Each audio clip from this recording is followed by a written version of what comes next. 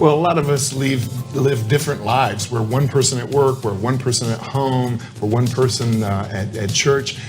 Coming up next on the Jeff Crilley Show, we'll be talking to a leading cardiologist who's going to say that life is a business. That's next.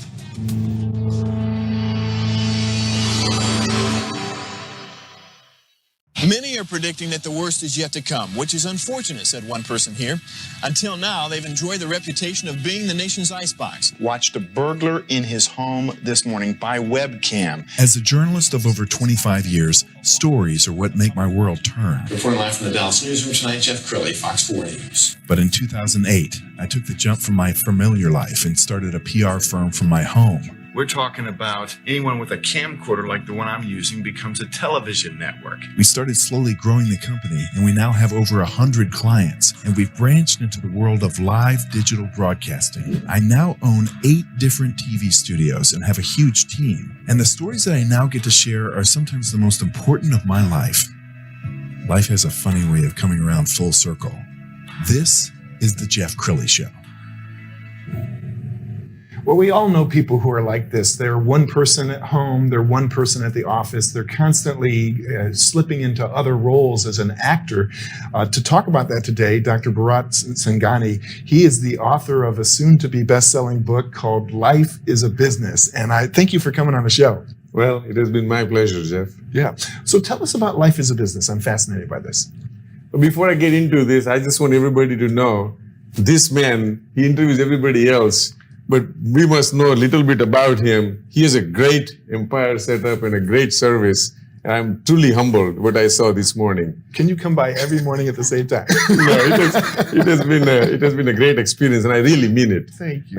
Coming to this Life is a Business story is, constantly we are struggling. We want to behave a certain way at work, and we want to behave a certain way at home or in the relationships. And the expectations are different at different places. But the individual who is doing all these things is only one. So we make life very complex. And if you really see, there are lots of people who are truly successful in business world, but zero on the personal side. And it is very sad to hear that. And once I heard this commentary from nobody else but the Virgin Atlantic guy, Bronson, and he said that, and this is very interesting to hear, he said, God has given me the ability to have stuff that not many people can have. God has given me the ability to go to places where not everybody can go. God has given me the ability to meet people that not everybody can meet. And God has given me the ability to go to events that most people can go. Having done that decades and decades, the most satisfying event that occurs in my life is when I'm with my family. Mm. What a profound statement. So that made me start thinking, why are we creating 2 different personalities if we are just one individual, and if we respect our personal life as a business? Why are we respecting everybody in the business? Because we want to be successful. Mm. Like I came here, I behaved certain way, I dressed certain way, I'm talking to you certain way, but I go home and that's my wife, that's my kid. I don't have to care about it. And that's where situation changes. I should give them the same respect as I'm giving everybody out there, and life will be just fine. Well, I've got to tell you, I've got a man crush on this man right here. He came in and he just completely lit up the room. And I'm looking forward to getting to know him better. But I want you to know him better. There's a nice video. Let's go ahead and roll that clip now. I'm a cardiologist by profession. I was born in Bombay, India. And I came to the United States and started practicing medicine. And somewhere down the road, decided to get into real estate. And we created Encore Enterprises. And you created a real estate company that we are very proud of. The simplest answer is, if properly invested in real estate, it is very hard to lose principal. And coming from India, coming from a very conservative background from my parents, my dad always told me, son, I don't care how much money you're projecting to make. Just tell me what are the chances of losing my principal, And if there are any chances to lose my principal, I do not want to do that business. So that is very strongly imprinted on my brain. And I just would not engage into any business where there is a potential to lose principal. And as I mentioned before, most properly invested real estate deals, it's very hard to lose your investment principal. The second thing that drives us to real estate is one of those few businesses where you could be absentee owner and still the process will run just fine if you have a proper management team. And that's what we have created. And the last and important piece that most Indians like is we need to make money 24/7. So while I'm asleep in my bed, our real estate properties, the hotels, the multifamily, the resorts, they're all constantly making money. So it's a 24/7 return investment properties that makes me very impressed about this business. Wow, you are so inspirational. I could listen to you all day. I know a lot of people complain. They blame the government. They blame the pandemic. They come up with a lot of excuses. You came to this country with $10 in your pocket. Yeah, exactly $10.45. So, people make up these false obstacles, don't they? Well, one of the best thing about this country that it is the best country in the world. One of the worst thing about this country is that somewhere in this process of becoming the best country and staying the best country, we invented this word entitlement. And the moment you start becoming entitled, your progress stops. Where I come from and how my dad trained me is that I'm by myself. And if anybody gives me something, that's a gift. I'm not entitled to anything. I'll give you a simple example and stop if I bore you. No. But my dad, when I was growing up, I think I was in the 5th grade, and he wanted me to learn how to do business. So, like we collect your baseball cards here. Mm-hmm. So in India, there are some different cards that you collect. So he said, I want you to go sell these cards. So it was a big building. So I went, he gave me a little bit of 2x2 feet table and said, sit here and start selling. So I got cards and I started selling the cards. And the one very strong, tall, fat guy came and he said, I need this card. And I said, you need to give me money. He said, I'm not going to give you money. And he hit me on my face, on my cheek. Wow. And I started crying. I ran upstairs to my dad and I said, my dad said, why are you crying? So I said, that guy downstairs hit me. And I was in the 5th grade. So he said, where did he hit you? So I said, on my left cheek. He said, come here. And he hit me hard on my right cheek. Oh my goodness. You are amazing. Now, you need to listen to this man because his philosophy works. It changes lives. We've got a little testimonial. Let's go ahead and roll that now.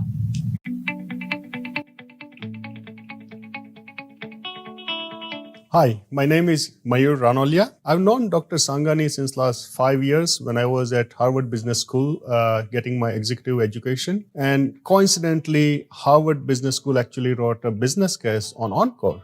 So this is my life. I come from a very humble background. My first job was at when I was 15 years old, earning less than $1 a day. And since then, I have got many degrees in India, in America. I did my master's, I did my business education, and I've always been looking after the greatest knowledge, which is useful to live your life the fullest. Not the wealth part, not the health part, or not the wisdom only.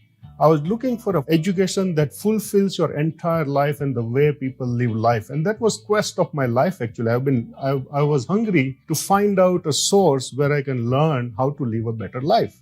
And that's when I think it was a signal from God where it happened coincidentally. And I found out that Dr. Sangani actually belongs to the place I live in Dallas. Hence, I got introduced to him. I walked up to, I think I should give credit to my wife who found out this connection.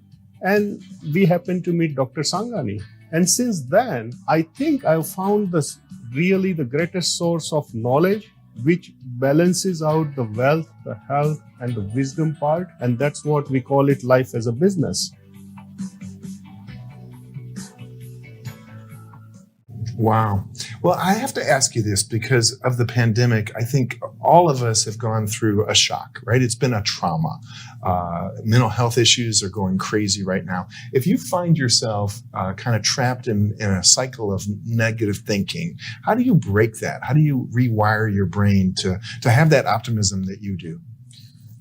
So, and it's a very interesting question. We are social animals. And because the socialness has gone away, we are seeing all these problems. So the first thing we need to understand is how to cope with is to get to the closest people who you are. Now, mind you, I'm not saying don't do social distancing. I'm not saying do not do mask. I think we should fulfill all the requirements to do whatever it takes, but continue to stay social. It doesn't mean that you need to go away from people. That's number one. And number two, I think just be your normal self. And there's an introvert personality and extrovert personality. You don't need to be either one. If you are feeling down, go to the nearest person whom you believe and trust and will give you a few minutes. Say, hey, how do you feel? This is how I feel. And the conversation begins. So that's one way of coming from lowest to the higher level. My problem is never get there. When I wake up in the morning, I have so much to do that I don't have time. A lot of time people say, well, what, aren't you worried? You're doing all this stuff and something bad happens. I said, I don't have time for anything bad to happen to me. and that doesn't always have to be financial activity. Yes. You can develop some kind of hobby, reading. And now with Netflix and all of this streaming, just go start looking at autobiography of successful people. What I did, Jeff, when I came to this country, hell, I don't have any management experience. And I'm running a multi-billion-dollar company. It's all because of my intuitiveness and watching other people's biography. And as we were talking this morning, Michael Jordan wasn't accepted to play basketball in high school. Oprah Winfrey wasn't allowed to go into a radio station because her voice wasn't right. Hell, I'm much better off. I'm a doctor. I should be successful. I know a lot of people are watching this right now and they say, I need more of this optimism in my life. Talk to us about your Life as a Business course. We're going to put up a website page that kind of talks about it, but tell us about this course. So this course is a desire that I have for decades. As you and I talked about it, I came to this country with $10.45. And you can tell the reason I kept the beard is not because I wanted to look smarter or anything like that, but you can imagine 1988, I started practicing this about 32 years ago. 32 years ago. And I would go to a patient's room and he would look at me and say, where is the doctor? So my wife made me wear glasses with no numbers and kept this beard, and the beard stayed, and glasses became permanent. As the time went. But during this process, the country, people like you, have really given me a pedestal that I don't think I belong there. It has been a true gift.